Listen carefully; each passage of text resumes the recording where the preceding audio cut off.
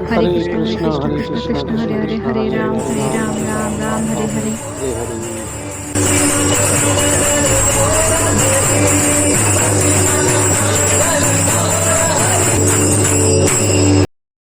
ओम भगवते वासुदेवाय।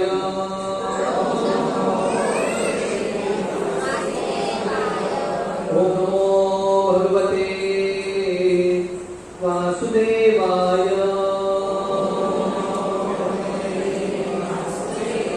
नारायणं नमस्कृत्य नरं चैव नरोत्तमम् देवीं सरस्वतीं व्यासं ततो जयमुदीरये। नष्टप्रायेषु अभद्रेषु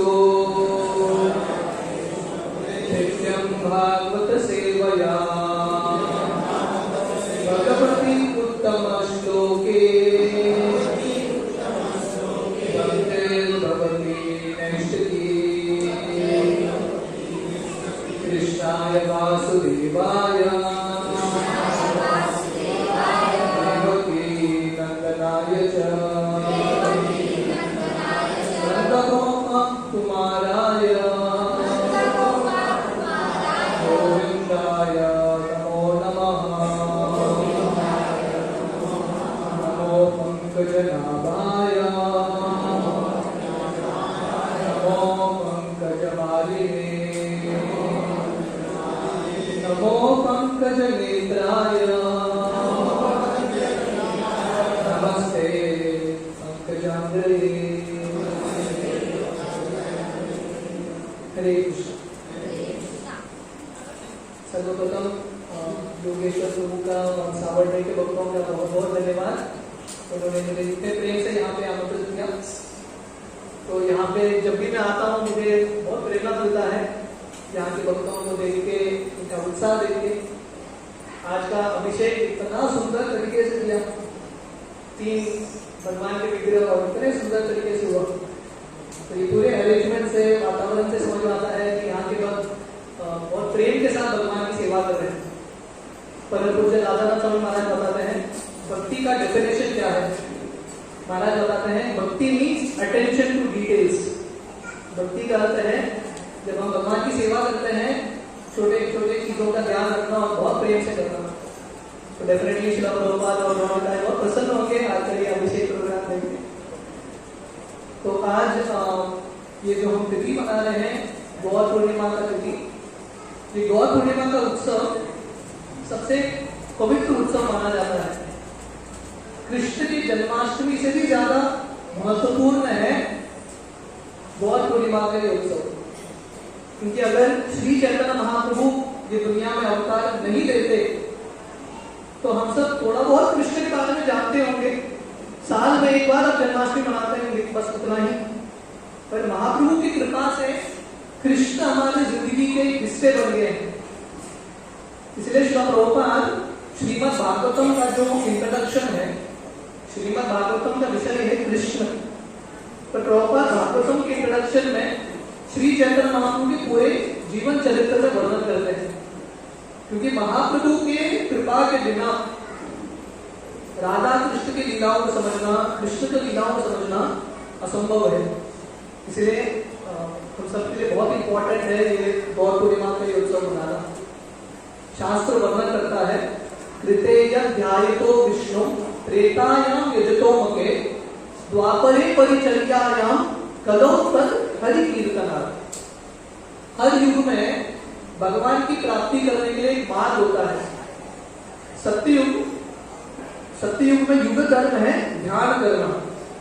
सत्ययुग में लोगों का आयु बहुत लंबा होता था, हजारों साल ध्यान करते थे।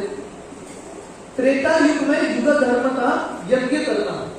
बड़े बड़े यज्ञ कुंड होते थे, फुटबॉल ग्राउंड की तरह बड़े बड़े विशाल यज्ञ कुंड। द्वापर युग में युग धर्म था मंदिरों की स्थापना, अर्चित की सेवा। पर कलयुग में युग धर्म है नाम संकीर्तन। चैंटिंग बोली है, क्योंकि कलयुग में बाकी 3 चीज करना बहुत मुश्किल है। आप ध्यान करने के लिए बैठेंगे, इतने सारे अड़चन आएंगे ध्यान करने के लिए, मोबाइल बजता रहेगा, अलग अलग चीज आएंगे, ध्यान करना मुश्किल है।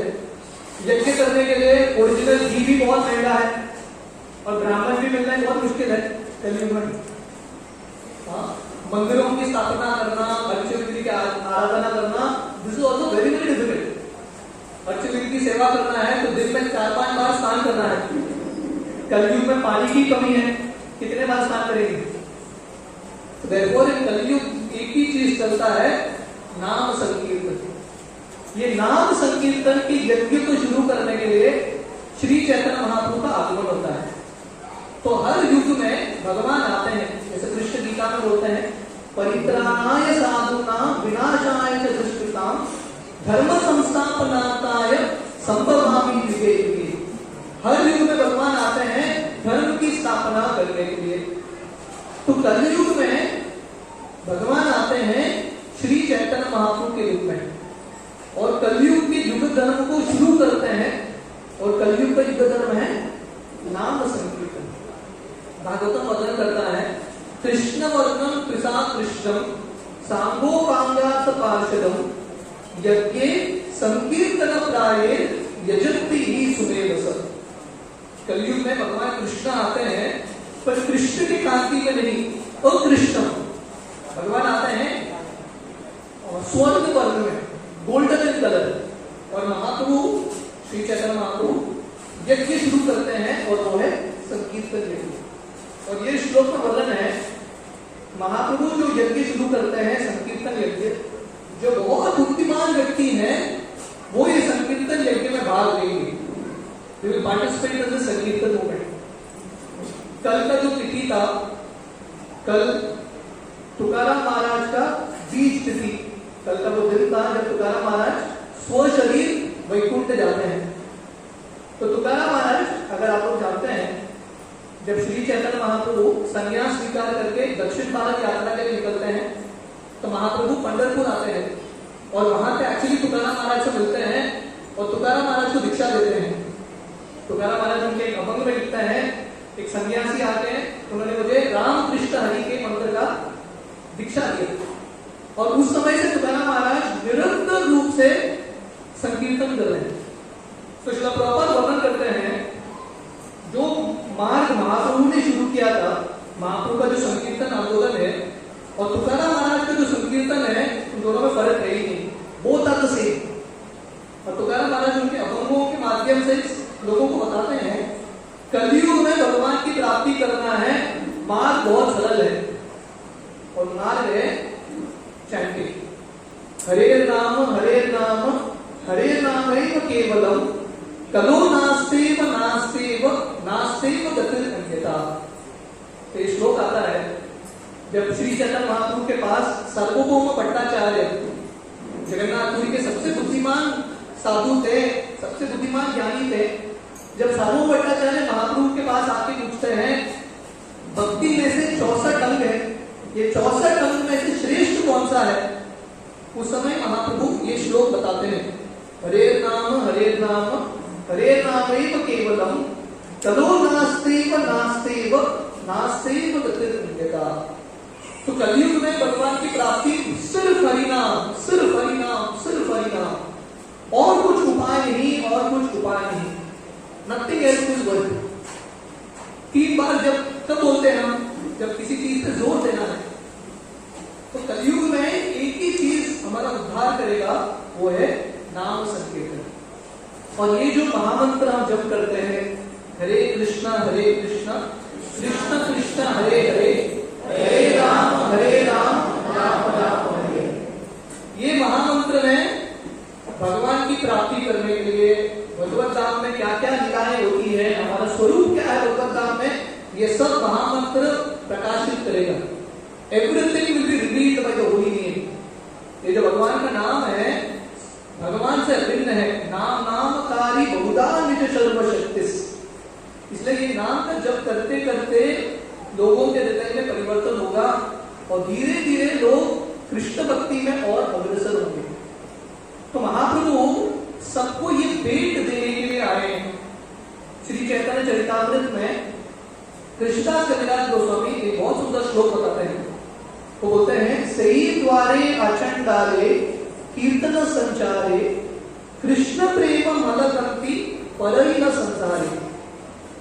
तो कृष्णदास कविराज गोस्वामी बताते हैं, महाप्रभु जो है एक हार लेके आए हैं हम सबको पहनाने के लिए, और ये हार किसका है? कृष्ण प्रेम के फूल से बना है। देखिए ये दुनिया में अल्टीमेटली हम सब प्रेम के भूखे हैं, हर व्यक्ति प्रेम चाहता है, इसलिए तो संबंध बनाता है, इसलिए तो संघ में आता है, अलग अलग लायंस क्लब हो, रोटरी क्लब हो, ये सब में ज्वाइन क्यों करते हैं लोग? क्योंकि लोगों को प्रेम चाहिए। इमेजिन करो आप पूरी दुनिया के स्वामी हो, पूरी दुनिया के राजा हो, पर दुनिया में अकेले हो, दूसरा कोई व्यक्ति है ही नहीं, कैसा लगेगा? मजा नहीं आएगा।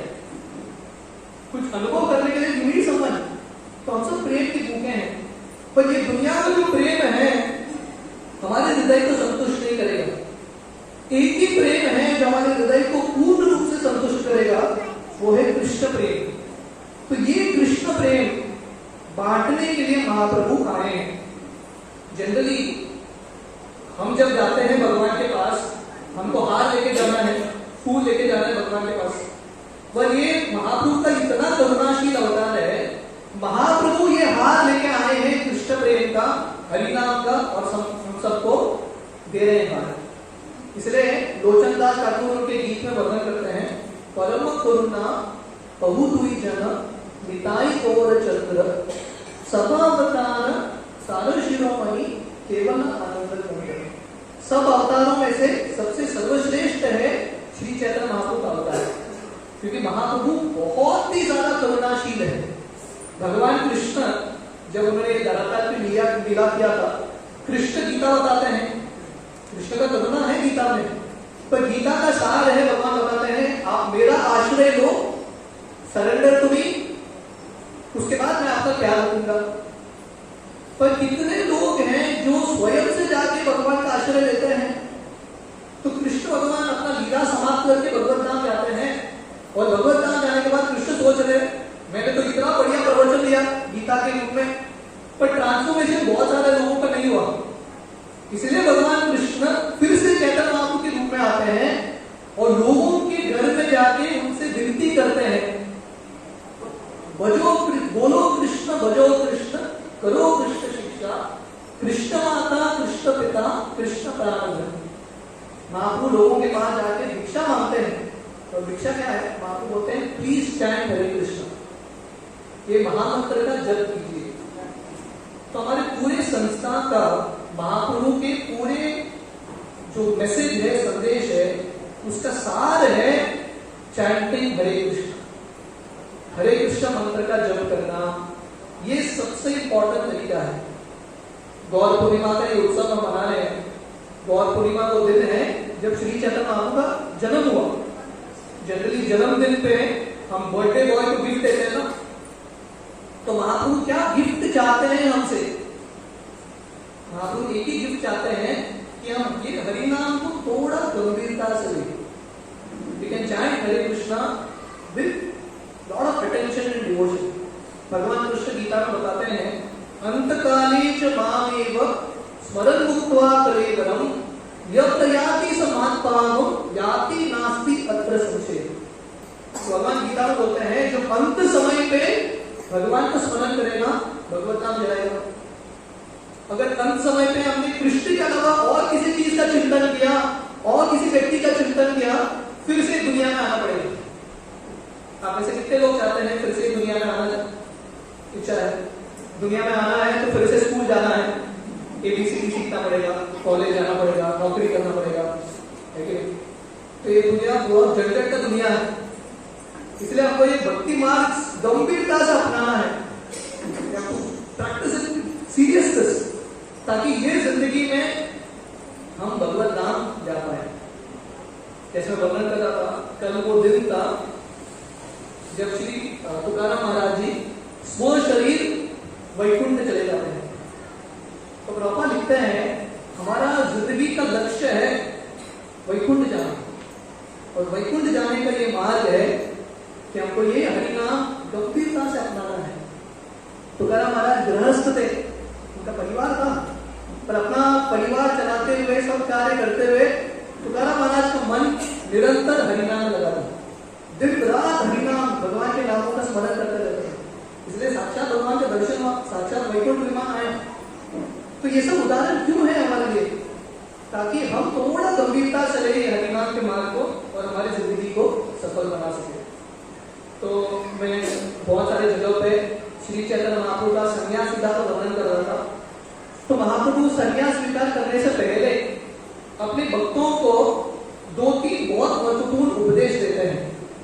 ये 2-3 महाप्रभु का जो उपदेश है पूरे शास्त्रों का निचोड़ है। जैसे तुकाराम महाराज ने उनके अभंगों के माध्यम से शास्त्रों का निचोड़ दे दिया है। क्योंकि कितने सारे लोग हैं जो गीता भागवत बोल के पढ़ेंगे, लेकिन बहुत सारे लोग हैं जो गीता के पहले अध्याय में ही फंसे हैं, आगे बढ़ता ही नहीं उनका गाड़ी। धर्म क्षेत्र, कुरुक्षेत्र, उसी श्लोक में सालों साल लगे रहते हैं। गीता में 700 श्लोक है, उसके बाद भागवतों के 18,000 श्लोक। तो तुकाराम महाराज तेलुगु में उन्होंने शास्त्रों का अध्ययन किया और सरल अभंगों के माध्यम से शास्त्रों का निचोड़ दिया गांव के लोगों को। तो तुकाराम महाराज जब गांव में भ्रमण करते थे, अलग अलग कार्य करते थे, इन सब अभंगों को उच्चारण करते थे और लोगों को प्रेरणा देते थे, अरे भक्ति करो कार्य करते करते। तो वैसे ही श्री चैतन्य महाप्रभु पूरे शास्त्रों का निचोड़ महाप्रभु ने 2-3 श्लोक में दिया है। एक श्लोक महाप्रभु बताते हैं, महाप्रभु संन्यास लेने से पहले ये इनके अंतिम श्लोक थे, अंतिम उपदेश थे अपने भक्तों के लिए। तो महाप्रभु बताते हैं, बोलो कृष्ण भजो कृष्ण, गाओ कृष्ण नाम, कृष्ण बिनु के किचु ना भाविया मान। महाप्रभु अपने भक्तों को बताते हैं, कृष्ण के बारे में गुणगान करो, कृष्ण की आराधना करो और निरंतर कृष्ण का नाम लो। और महाप्रभु बताते हैं, कृष्ण के अलावा और किसी चीज के बारे में और किसी व्यक्ति के बारे में चिंतन मत करो, ऑलवेज थिंक ऑफ कृष्णा। महाप्रभु आगे बताते हैं कि शरीरे की भोजने किबा जागरणे अहर्निश चिंता कृष्ण बोलो बदले। महाप्रभु बताते हैं ऐसा जिंदगी बिताना है, खाते हुए सोते हुए जो भी हम कार्य कर रहे हैं कंटिन्यूअसली हरे कृष्ण मंत्र का जप करना है। सुखे दुखे बोले ना को बदले हरि नाम बोले। सुख में या दुख में कंटिन्यूअसली भगवान के नामों का उच्चारण करना है। अब तुकाराम महाराज के अद्भुत चरित्र पढ़ोगे तो तुकाराम महाराज की जिंदगी में इतने सारे दुख आए, तो तुकाराम महाराज ने हरिनाम का उच्चारण कभी नहीं छोड़ा, प्राधान्य स्थान उन्होंने हरिनाम को ही रखा। श्री चैतन्य महाप्रभु उन्होंने ये सरल मार्ग दिया है हरिनाम का, पर महाप्रभु ये हरिनाम के साथ साथ हमको ये भी बताते हैं ये हरिनाम का जप कैसा करना है, हाउ टू चैंट हरे कृष्ण। वो जो हम जप करते हैं उसके पीछे एक भाव भी होना चाहिए। प्रभुपाद एक उदाहरण देते थे, एक बार एक तोता था, एक तोते को ट्रेनिंग किया गया। ट्रेनिंग क्या किया गया, हरे कृष्ण बोलते जाओ। तो ये तोता हरे कृष्ण बोलता जाता था, हरे कृष्ण हरे कृष्ण हरे कृष्ण कंटिन्यूअसली जप कर रहे थे। तो एक बार एक पिंजरे के नीचे आग लगाया और ये तोता चिल्लाने लगा, ता करके चिल्लाने लगा। अभी हरे कृष्ण जप कर रहा है, उसका लक्ष्य क्या है, जब जिंदगी में कष्ट आता है मुंह से क्या निकलना चाहिए, हरे कृष्ण निकलना चाहिए। मतलब ये जो महामंत्र है सिर्फ मुंह से जप नहीं करना है, हृदय से जप करना है। प्रॉपर वर्णन करते थे, ये महामंत्र भगवान के लिए पुकार है। जैसे छोटा बच्चा माँ के लिए रोता है, वैसे हमको भगवान के लिए रोना है, व्यक्त कराइए। ये महामंत्र का जप करने के लिए, मैक्सिमम लाभ मिलने के लिए श्री चैतन्य महाप्रभु ने शिक्षाष्टकम की रचना की। 8 श्लोक महाप्रभु ने स्वयं के हाथों से लिखे। उसमें से एक श्लोक बहुत ही इंपॉर्टेंट है भक्तों के लिए, साधकों के लिए। ये श्लोक के ऊपर हम थोड़ा बहुत चर्चा करेंगे आज के ये सत्र में। ये शिक्षाष्टकम का 3रा श्लोक है। तृणादपि सुनीचेन तरोरपि सहिष्णुना अमानीन मानवेन कीर्तनीय सदा हरि। हमारी जिंदगी का लक्ष्य क्या है, कीर्तनीय सदा हरि, कंटिन्यूअसली भगवान के नामों का उच्चारण करते रहना। ये करने के लिए हम सबके अंदर 4 गुण होने चाहिए। 4 क्वालिटीज। पहला गुण है तृणादपि सुनीचेन, तृण से ज्यादा नम्र। जैसा घास होता है ना, तृण, घास के ऊपर आप पैर भी रखोगे, घास सहन करता है, उठता भी नहीं है ऊपर, जस्ट टॉलरेट्स, वेरी हम्बल, नम्र। महाप्रभु बताते हैं हरिनाम नित्य रूप से करने के लिए घास से ज्यादा नम्र होना चाहिए। दूसरा है तरोरपि सहिष्णुना, पेड़ से ज्यादा सहनशील। आप पेड़ को देखोगे कितना सहनशील है पेड़, बरसात के समय, धूप के समय, हर परिस्थिति में पेड़ खड़ा रहता है, कंप्लेन भी नहीं करता। जो व्यक्ति उसको काटने के लिए आता है, व्यक्ति काटते काटते वही पेड़ के नीचे सोता है, फिर भी पेड़ कुछ करता नहीं है। ऐसा व्यक्ति को भी पेड़ छाया देता है, फल भी देता है। तो पेड़ बहुत सहन करता है। तो महाप्रभु बताता है हरिनाम करने के लिए सहनशील बनना पड़ेगा। तीसरा गुण है अमानीन, मतलब मान की अपेक्षा न रखना, सम्मान की अपेक्षा न रखना, पर मान देना। चौथा गुण है दूसरों को मान देना, दूसरों को सम्मान देना। जिस व्यक्ति की जिंदगी में ये 4 गुण है, ऐसा व्यक्ति निरंतर रूप से हरिनाम कर सकता है। तो महाप्रभु बताते थे हरिनाम जप करने के लिए ये जो श्लोक है तृणादपि सुनीचेन, एक माला की तरह है। जैसे मणि को पहनना है, धारण करना है, तो मणि एक माला में होना चाहिए। तो ये भक्तों के लिए आभूषण है और माला है, जिसके आधार पे हम हरिनाम नित्य रूप से कर सकते हैं। तो पहला गुण महाप्रभु यहाँ पर बताते हैं नम्रता। तो मैं वर्णन कर रहा था, श्री चैतन्य महाप्रभु साक्षात भगवान है, फिर भी महाप्रभु इतने नम्र थे, He was so humble। महाप्रभु हमेशा अपने भक्तों की सेवा करने के लिए तत्पर, always ready to serve devotees. Mahaprabhu जब जगन्नाथपुरी जाते थे, जगन्नाथपुरी मंदिर में जगन्नाथ जी का दर्शन करने के लिए, महाप्रभु का इतना नम्र भाव था, महाप्रभु जगन्नाथ जी के पास नहीं गए जगन्नाथ जी का दर्शन करने के लिए, क्योंकि सार्वभौम भट्टाचार्य महाप्रभु के जो पार्षद है, महाप्रभु को बोलते हैं आप जगन्नाथ जी के पास मत जाना, आप भाव सहन नहीं कर पाओगे। उस दिन से महाप्रभु भक्तों के बातचीत को मान के जगन्नाथपुरी मंदिर में पीछे एक गरुड़ स्तंभ होता है, हर विष्णु के मंदिर में गरुड़ स्तंभ होता है, महाप्रभु गरुड़ स्तंभ से जगन्नाथ जी का दर्शन करते थे। महाप्रभु क्यों करते थे? क्योंकि महाप्रभु के अंदर ये भाव था, ये नम्र भाव था। वो सोच रहे थे मैं इतना तुच्छ व्यक्ति हूं। ये कौन सोच रहे हैं? साक्षात भगवान श्री चैतन्य महाप्रभु सोच रहे हैं मैं इतना तुच्छ व्यक्ति हूं, जगन्नाथ जी तो मुझे देखेंगे ही नहीं, पर जगन्नाथ जी डेफिनेटली गरुड़ को देखेंगे, और अगर मैं गरुड़ के पास रहूंगा, जगन्नाथ जी का थोड़ा बहुत दृश्य मेरे ऊपर भी गिरेगा। This was old. एक बार महाप्रभु जगन्नाथ जी का ऐसा दर्शन कर रहे थे, गरुड़ स्तंभ पे खड़े होके, ऐसा हाथ रख के गरुड़ स्तंभ पे, ओडिया की एक बूढ़ी स्त्री, उसका शरीर पूरा झुक चुका था, उसका बहुत तीव्र इच्छा था जगन्नाथ जी का दर्शन करना। तो उसने क्या किया पता है? महाप्रभु के शरीर पे वो चढ़ गई, महाप्रभु के कंधे पे खड़ा होकर जगन्नाथ जी का दर्शन कर रही है। इमेजिन करो, भगवान के शरीर पर खड़ा होकर दर्शन कर रही है। तो महाप्रभु के जो सर्वेंट थे गोविंद, ये स्त्री को इतना डांटते हैं, इतना डांटते हैं, अरे स्त्री अनपढ़ गवार, तुमको पता नहीं तुम क्या कर रही है। महाप्रभु के ऊपर चढ़ गई। महाप्रभु अपने सेवक को डांटते हैं, गोविंद को, और महाप्रभु बोल रहे थे गोविंद को, ये स्त्री के अंदर जितना उत्सुकता है जगन्नाथ जी को देखने का, उसका एक कण भी मेरे अंदर नहीं है। तो महाप्रभु बोल रहे थे एटलीस्ट ये स्त्री का मैं सेवा करूंगा, थोड़ा बहुत तो मुझे भी ये उत्सुकता और ये लौल्यता मिलेगी। This was the mood of Mahaprabhu. ये महाप्रभु इतने नम्र थे। और हम तुकाराम महाराज की जिंदगी से देखते हैं, तुकाराम महाराज का इतना नम्रता था, इतना नम्रता था। तुकाराम महाराज देहू गांव में जो लोगों को जो कष्ट होता था, तुकाराम महाराज पहले पहुंच जाते थे लोगों की सेवा करने के लिए। अगर कोई बहुत बड़ा बोझा लेके जाता है, तुकाराम महाराज तुरंत जाते हैं, उनका बोझा अपने सर पे लेते हैं। कोई बीमार पड़ गया, तुकाराम महाराज विट्ठल के मंदिर में लेके आते थे, उनका सेवा करते थे, उनको खिलाते थे, पैर का मसाज करते थे। एक बार, ये बहुत प्रसिद्ध कहानी है, एक बूढ़ी स्त्री रास्ता क्रॉस कर रही थी, क्रॉस करने में दिक्कत हो रहा था। तुकाराम महाराज इसकी मदद करने के लिए चले जाते हैं, तत्पर, हमेशा सेवा करने के लिए तत्पर। तो जब ये बूढ़ी स्त्री को मदद किया, तो ये बूढ़ी स्त्री तुकाराम को बोलती है, ये तुकाराम ये पैसा लेना और वो दुकान से थोड़ा तेल खरीद के लाना और एक बर्तन देती है। तो तुकाराम महाराज भागते हुए जाते हैं और दुकान से तेल खरीद के स्त्री को देते हैं। तो ये स्त्री तेल का प्रयोग कर रही है घर में।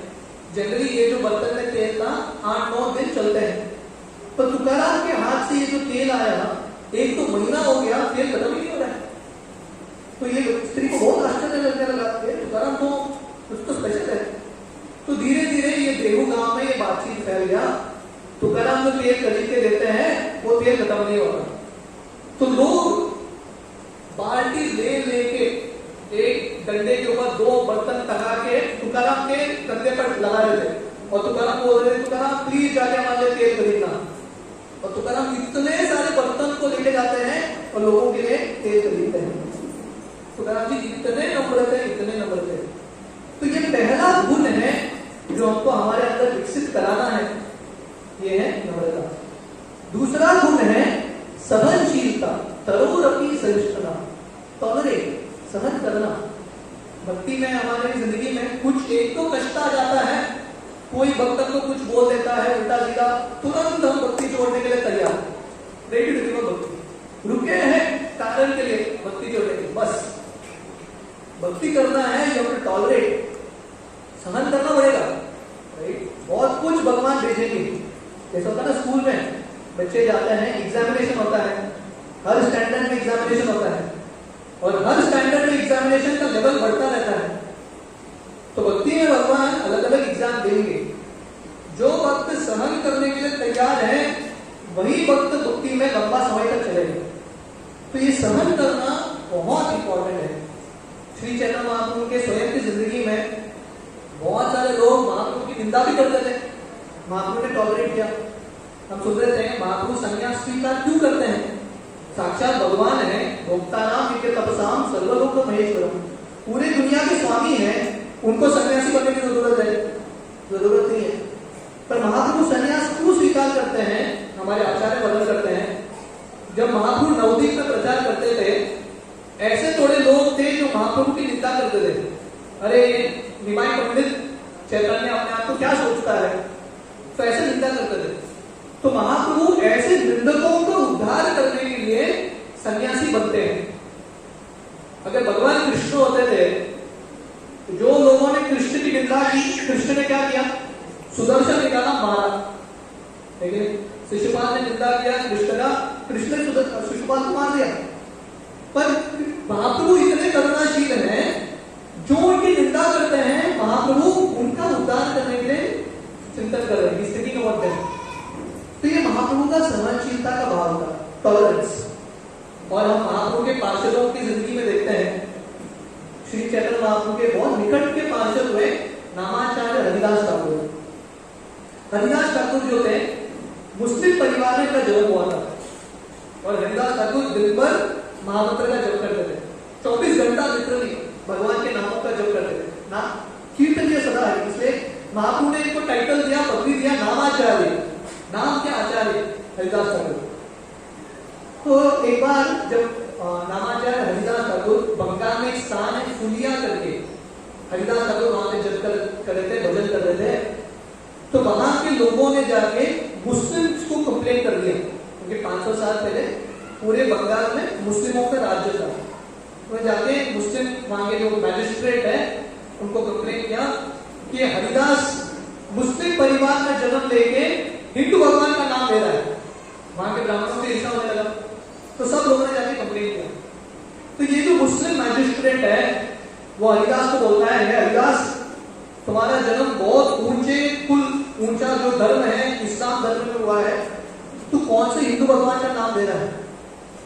तो ये लोग बोलते हैं हरिदास को, तुम ये जो महामंत्र का जप छोड़ो, नहीं तो हम आपको मार देंगे। हरिदास बोलते हैं आप कुछ भी करो, मेरे शरीर का 1000 बात करो, हर एक बात से भगवान का नाम ही निकलेगा। हरिदास ठाकुर को 22 बाजार में 22 बाजार में चाबुक से पीटा गया। जनरली एक तो बाजार में किसी को पीटेंगे ना, व्यक्ति मर जाएगा। 22 मार्केट प्लेस में हरिदास ठाकुर को पीटा गया, पर हरिदास ठाकुर सहन करते हुए, जो लोग उनको मार रहे थे हरिदास ठाकुर उनके लिए प्रार्थना कर रहे थे और कंटिन्यूअसली उनके मुख से भगवान के नामों का उच्चारण, कंटिन्यूअसली स्टैंडिंग एजुकेशन। तो ऐसे उदाहरण है हम सबकी जिंदगी में। आप तुकाराम महाराज का चरित्र देखोगे, जब तुकाराम महाराज देहू में प्रचार करते थे, देहू में विठ्ठल रुक्मिणी का मंदिर है, वहां पे सत्संग करते थे एकादशी के दिन इत्यादि। तो एक बार वहां के एक ब्राह्मण था जो चिंचवड़ से देहू शिफ्ट हुआ था। ये व्यक्ति का नाम था मांबा जी। तो तुकाराम ने यश को देख के ये ब्राह्मण के अंदर ईर्ष्या होने लगा, क्योंकि तुकाराम जन्म से ब्राह्मण परिवार में नहीं थे। तो इसको ईर्ष्या होने लगा, अरे मेरे पास लोग नहीं आते, ये तुकाराम के सत्संग में इतने लोग आते हैं। तो जो एकादशी के दिन वो प्रांगण में, विठ्ठल के प्रांगण में इससे पूरा कांटा डाल दिया, सब जगह कांटे के जाल लगा दिए, ताकि लोग आएंगे उनके पैर पे कांटे घुसेंगे, अगले दिन से सत्संग आना बंद करेंगे। तो तुकाराम महाराज पहले ही पहुंच जाते हैं, वो पूरे मार्ग को साफ करते हैं। देखिए तुकाराम महाराज कितने नम्र है, सत्संग वही कर रहे हैं, प्रवचन भी वही देने वाले हैं, पर पहले पहुंच के मंदिर का रेडी वही करते हैं, मंदिर का सफाई, लोगों के लिए सुविधा सब अरेंज करते हैं। श्रील प्रभुपाद वही बात में थे। श्रील प्रभुपाद जब अमेरिका गए, प्रभुपाद पहले रूम को सेट करते थे, प्रसाद बनाते थे, लोग प्रवचन देते थे, कीर्तन करते थे, लोगों को खिलाते थे, बाद में लोगों का झूठा भी प्रभुपाद साफ करते थे। तो प्रचार करना है मतलब नम्र बनना पड़ेगा, या बेटा हमको सब करने के लिए तैयार होना पड़ेगा।